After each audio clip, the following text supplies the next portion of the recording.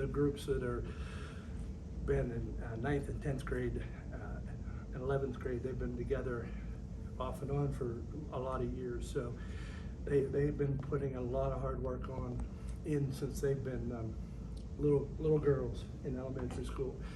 And to win last year, we weren't satisfied with how we did it. This year, we're very much satisfied. That was a commanding victory and a defensive tone victory. So we're extremely happy. It is the second back-to-back, but that 2 is a pretty significant number at Karns City right now. Yes, it is. With Mason Martin. So that's why we held up with 2 at the end. Yeah. Brooklyn, what does it mean? I mean, it has to mean a great deal to you and the teammates. You've been through a lot of adversity as a school and as a team this year with Chloe going down mid-season.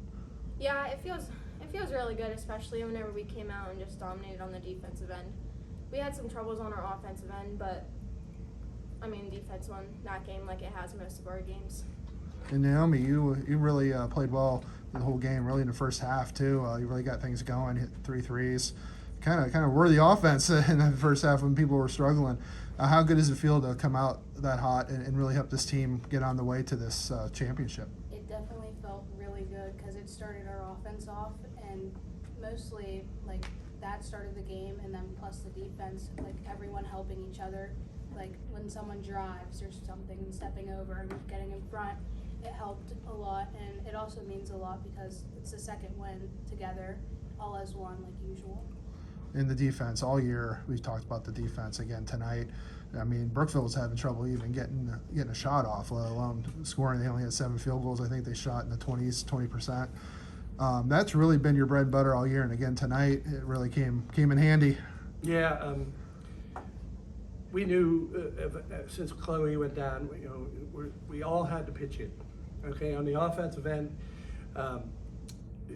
we expect other girls to step up like Naomi has, like Savannah has. Brooklyn always has been a fixture there. Hannah Daly's pitched in, and then but we can all play defense together, and that's what we do best. And these girls take pride in it. They communicate, they talk, and they talk off the court about it. It's not just in the game setting. They are really genuinely working hard to make sure that other team doesn't get comfortable when they have the ball. Yeah, in Brooklyn, you were playing on the razor's edge there for a while with 4 fouls in the second half, but you were able to do it. You didn't foul out. You're able to kind of stay on the court. How big was that for you to be able to play under that kind of pressure? Well, I kind of got used to it because I foul a lot. She's been there before. Coach, in football, you can win a lot of games with an offensive line or a defensive line. In baseball, you can get away with a decent battery and not much more. In basketball, it's guard play that'll take you as far as you're going to go, most likely. Yeah. You've got a tandem here that is probably the best in District 9. It's unfortunate that you've got Miss Right. Rich on the bench, but due to an injury. Yeah. Chestnut Ridge coming up next. How far do you see these girls? What's realistic for you guys? Well, we lost to Chestnut last year, and we're not revenge type of team, but that's our goal, is to go beyond where we went last year. We went to the first round of the PIAA. Our next goal, and it's by a series, we wanted to be in that KSAC championship game. Yeah, we wanted to be champs, but our next goal is to be the District 9 champs, and our next goal is to beat the 5-8-9 matchup. And obviously we're in the PIAA now. Our next goal after that will be to win the first round game.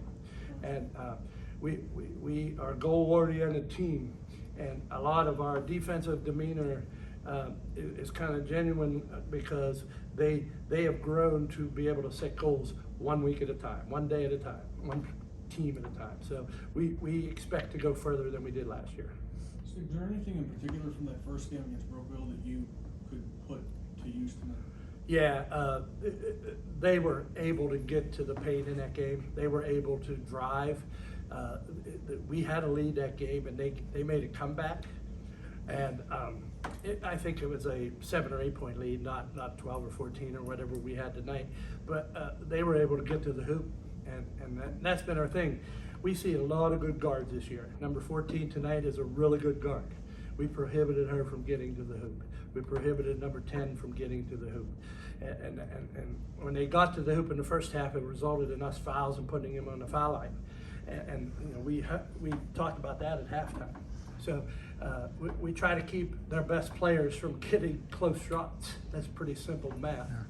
The point was brought up before you guys came in about you guys had 2 games here, and this was your 3rd straight game here. How much of a factor was that? Because it's hard to play here the first time because of depth perception and such. Well, you had a little bit of an advantage in a I'm way. going to defer to these girls because I played here way back in the 80s, and I don't know what it is anymore. I know what it's like to coach here, but let these girls answer that. Yeah, That's what you know, Brooklyn, both of you guys are shooters.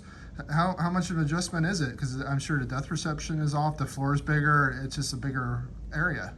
Yeah, the floor is a lot bigger. You can feel it when you're running, but I mean, you can kind of feel it the first couple shots you take, but then you just feel your adrenaline and you just shoot. Like, you don't think about it. You just gotta put shots up and drive and look to kick. Yeah, you didn't have any problems with it tonight. But is it different? Does it take a little bit of adjustment going from a high school gym to an arena like this? Yeah, it definitely is. My freshman year when we came here, it was a big adjustment. And now that we've gotten used to it, just coming here and winning, basically, you just let it fly, basically. Just put shots up, like Brooklyn said. Yeah. One more. I know we're running out of time here, but how proud are you of this group? You know, like I said, a lot of adversity in the school, within the team, ups and downs this year. You had some games get away from you that you probably felt like you should have won, but here you are, district champs. Yeah, it started from the very beginning. Injuries. We battled the very first game of the year. We played Punxsutawney, and she was hampered with a hammy. She got hurt in that first game, bruised her shin.